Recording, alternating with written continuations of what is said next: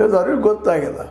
ಈಗಾಗಲೇ ಜಾತಿ ಗಣತಿ ಆಗ್ಯದ, ನಿಮಗೆ ಗೊತ್ತದ. ಅದು ಜಾತಿ ಗಣತಿಯಲ್ಲೇ ಹಿಂದುಳಿದವರು, SC ST ಮತ್ತು ಅದ್ರ ಜೊತೆಗೆ ಮೈನಾರಿಟೀಸ್ ಎಲ್ಲ ಮೆಜಾರಿಟಿ ಇದ್ದಾರೆ ಅಂತ ಕನ್ಫರ್ಮ್ ಆಗಿದೆ. ಇಂಥ ಪ್ರಸಂಗದಲ್ಲೇ ನಾವು ಅನಗತ್ಯ ದಲಿತರ ಎದುರು ಹಾಕ್ಕೊಂಡ್ರೆ ತೊಂದರೆ ಆಗ್ತಿರೋ ಭಯ ಎಲ್ಲೋ ಒಂದು ಮೂಲೆ ಕಾಡ್ಲಿಕ್ಕತ್ತದ.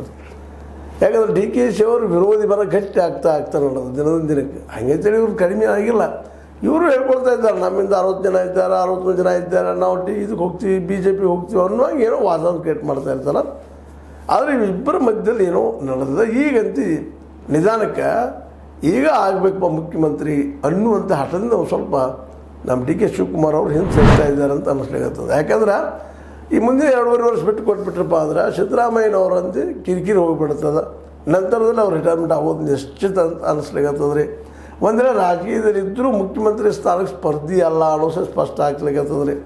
ಹೀಗಾಗಿ ಸುಮ್ಮನೆ ಅನಗತ್ಯ ನಮ್ಮ ಸಿದ್ದರಾಮಯ್ಯ ಜೊತೆ ತಿಕ್ಕಾಟ ಮಾಡ್ಕೊಂಡು ಕೊಡೋಗಿಂತೂ ನಾವು ಅವ್ರಿಗೆ ಸಪೋರ್ಟ್ ಮಾಡಿ ನಿಂತರ ಮುಂದಿನ ಮುಖ್ಯಮಂತ್ರಿ ನನ್ನ ನಾಯಕತ್ವದ ಎಲೆಕ್ಷನ್ ಆಗ್ತದೆ. ಯಾರೇನು ಮಾಡೋರ್ದಾರ ಅದಕ್ಕೆ ಅಧ್ಯಕ್ಷ ಸ್ಥಾನ ಯಾರಿಗೆ ಕೊಡೋದಿಲ್ಲ, ಅದರಲ್ಲಿ ಮುಂದುವರಿತೀನಿ ಅನ್ನೋಂಥ ಮಾತನ್ನು ಡೈರೆಕ್ಟು ಮಾತಾಡ್ತಾ ಇದ್ದಾರೆ. ಅದರಲ್ಲೂ ಮುಖ್ಯವಾಗಿ ಏನಪ್ಪ ಅಂತಂದ್ರೆ ಈ ಒಂದು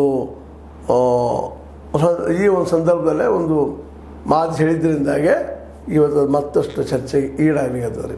ಇನ್ನು ಎದುರಾಳಿಗಳು ಯಾವ ರೀತಿ ಮಾಡ್ತಾರೋ ಏನೋ ಎಂತೋ ಮಾತಾಡ್ತಾರೋ ಗೊತ್ತಿಲ್ಲ.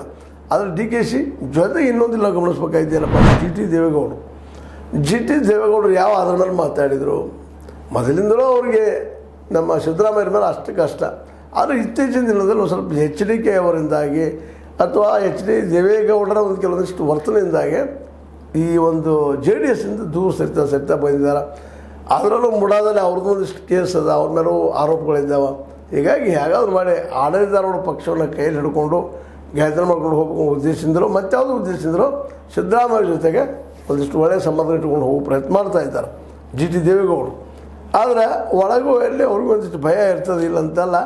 DK ಶಿವಕುಮಾರ್ ನಾಳೆ ಸಪೋಸ್ ಏನಾದರೂ ಮುಖ್ಯಮಂತ್ರಿ ಆದರೆ ನಮಗೆ ಬೇಕಲ್ಲಪ್ಪ ಯಾರಾದರೂ ಅಂತೇಳಿ DK ಶಿವಕುಮಾರ್ ಪರ ಏನೋ ಮಾತಾಡ್ಲಿಕ್ಕೆ ಹಚ್ಚಿದ್ದಾರೆ. ಹಂಗೂ ಇರ್ಬೋದು, ಇಲ್ಲ ಒಳಗಿರೋ ಮತ್ತೆ ಬೇರೆ